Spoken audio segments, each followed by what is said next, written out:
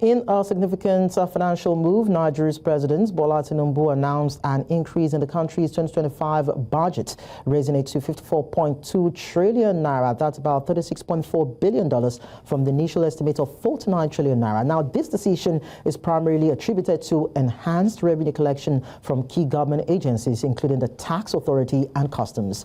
This revised budget comes amidst earlier projections of a 3.89% budget deficit of the GDP, translating to approximately 13 trillion naira. So to help us understand this better, I'm being joined by Adejoke Akinbode, Senior Research and Policy Analyst. Thank you so much for joining us on the show.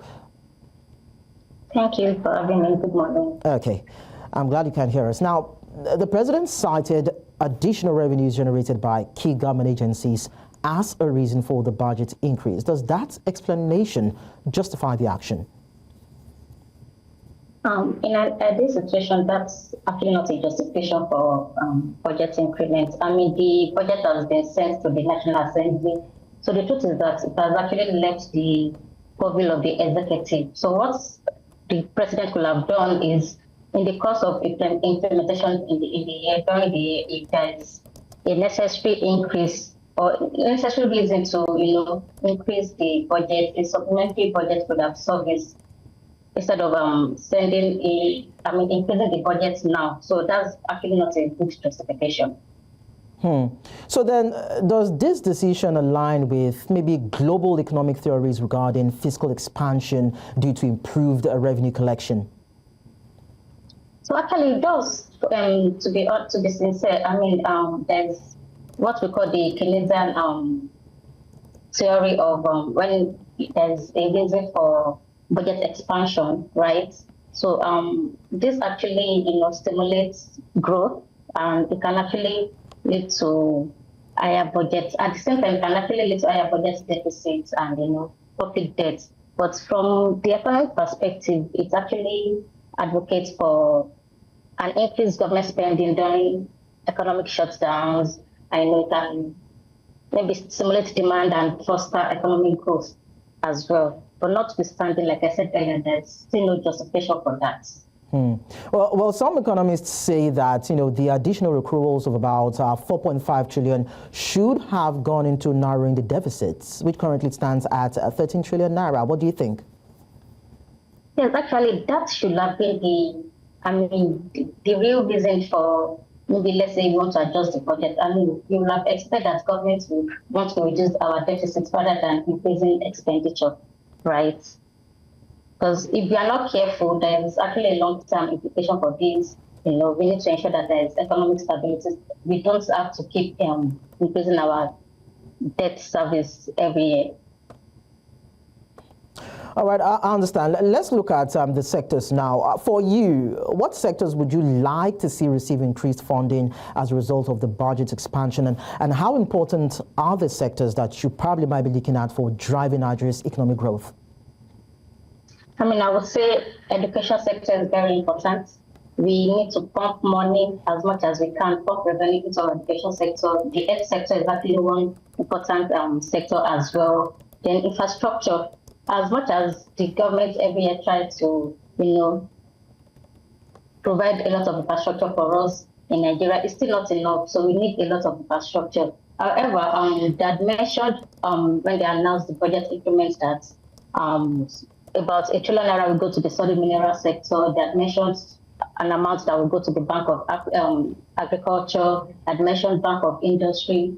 Then, transportation was actually mentioned about 700 billion will go to transportation infrastructure, but nothing like education. Nothing was assigned to education. Nothing was assigned to health. So I would have thought that they would, pay more attention to our education sector, our health sector, than our infrastructure sector.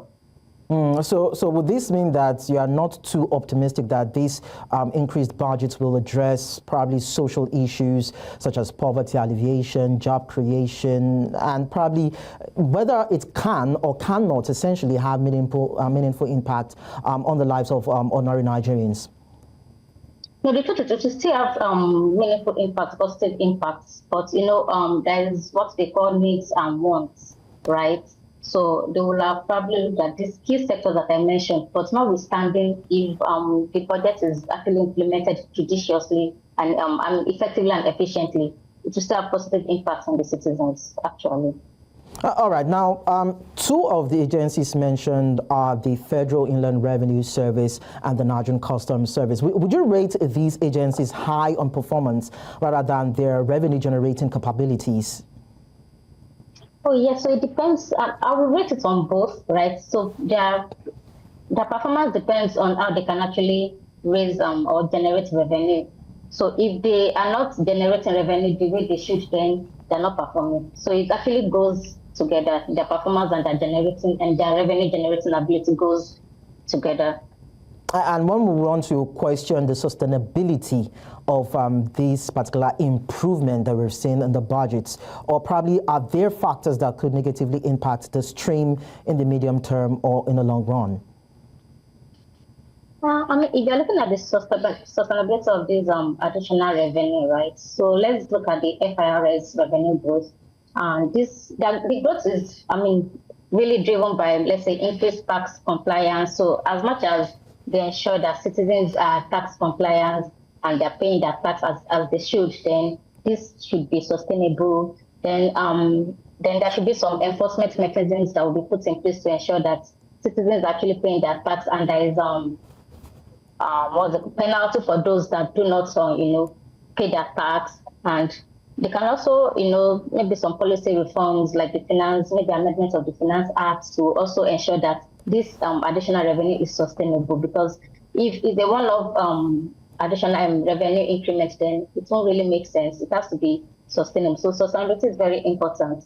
And also, if you look at the customs service, higher customs duties, well, that might not be fair on citizens, But I think for customs, they actually need to ensure that they automate their process so that there is automation of payments, customs deals, and also nothing like paperwork and stuff like that. So that will actually ensure that there's sustainability of this additional revenue. All right. I'd like to also get your perspective as regards the GDP growth rate for the 2025 to 2027 medium-term expenditure framework, projected at an average of 4.5%, while inflation is projected to shrink to 15% from 34.8%. We also saw the oil benchmark averaged at about $75. How realistic are these projections?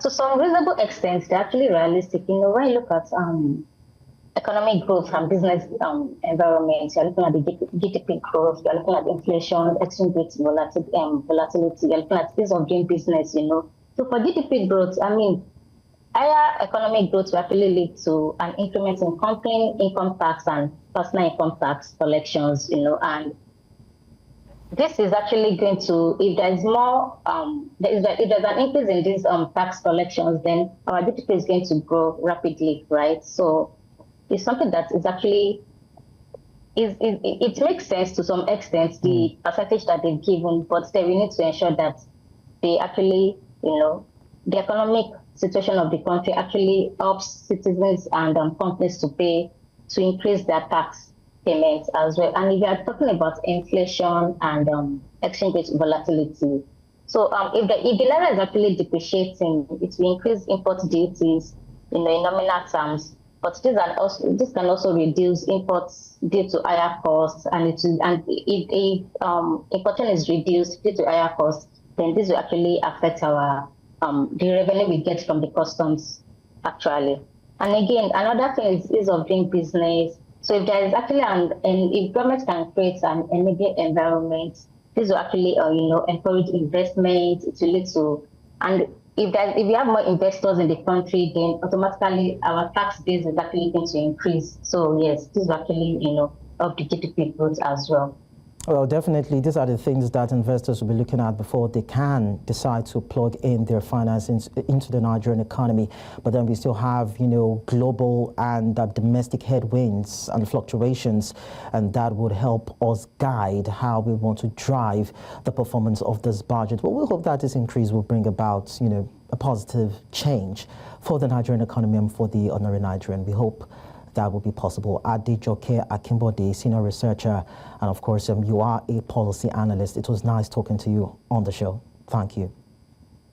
Thank you very much. Thank you for having me.